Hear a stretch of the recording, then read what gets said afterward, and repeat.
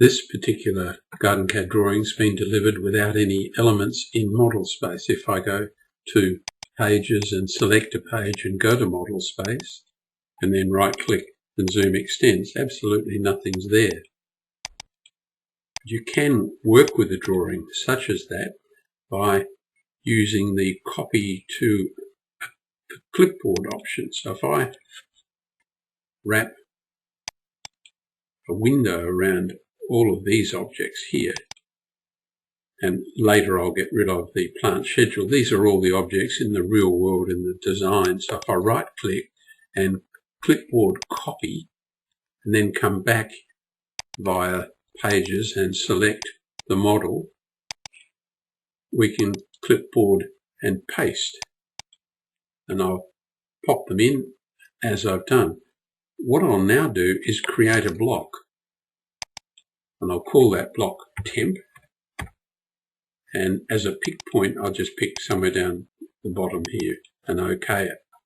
The reason I've done that is that in layout space or in Pages, the whole design's been scaled up by a factor of 500. To give you a bit of a sense of size, these represent logs, wooden logs, and if we use the measure tool to measure from one end to the other, you can see the log is 9.41. Now clearly 9.41 units, it's not 9.41 meters or 9.41 millimeters. We need to scale this, so we just select it, right click and scale.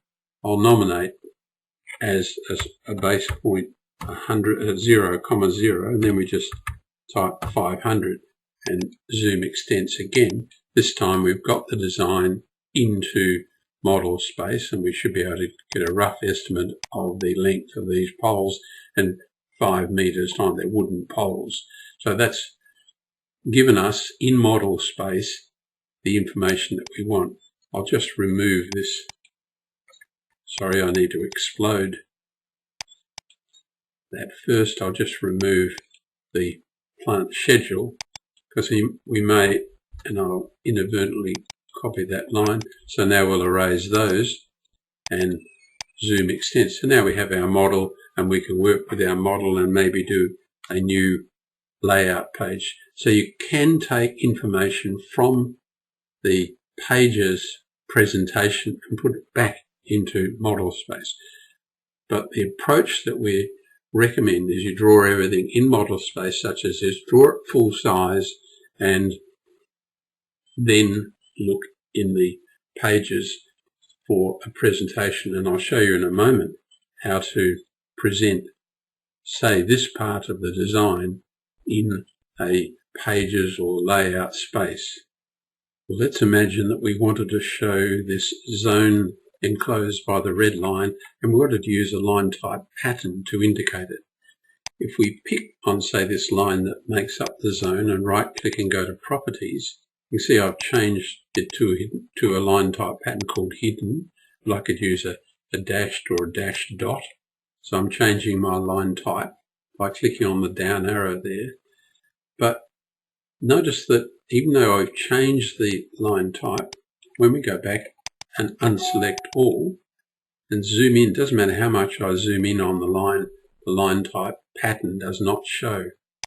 To get the line type pattern to show, you need to select the line, and remembering we're in model space now, not in layout space or Pages, I have to change my line type.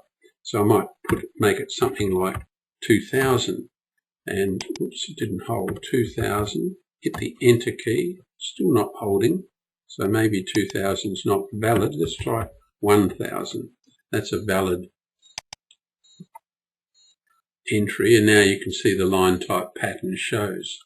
And you could now use the modify and match properties tool, pick up the line type pattern there and just apply it to all of the other entities there. So now we have a zone with a line type pattern.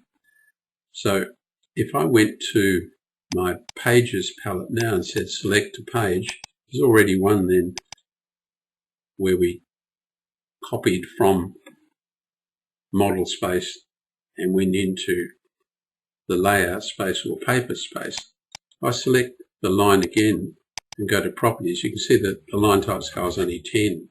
What that's telling you is that you can have different line type scales in layout space or pages versus the model itself. Let's go back and select the model again. That can be important, so you've got to be aware of which space you are in when you are changing spaces. What I'm now going to do is to make a block of everything in this zone. I'll just set a box around like so, and that gives me most of the entities inside the box and a few outside, and I'll create a block. I'll call it zone, and for a base point I'll click there and I'll OK. So now if I go to pages and make modify, I want pages, where do we have it, settings, pages, here I want to create a new one, so new, I'll pick let's say an A3 sheet, and I'll have it in book format. I won't change the name there for the moment, and now we're in that sheet. We can just say draw, insert block from drawing. We've got a block called zone, and we can insert it and bring it into the drawing. Now zoom extents. Zoom extents, and we'll see the whole block sitting way out there, and it needs to be brought down in size. So if we pick the block, we can scale it down. Let's scale it down by a factor of 10. So it would be 1 to 10, 0.1. And now we'll zoom extents again. And you can see that the drawing still doesn't fit onto the sheet. So we'll scale again. We'll go 1 to 10, so we've got a 1 to 100. And now we can zoom a window around there and pick the block and move it. Whoops, I'm scaling it there.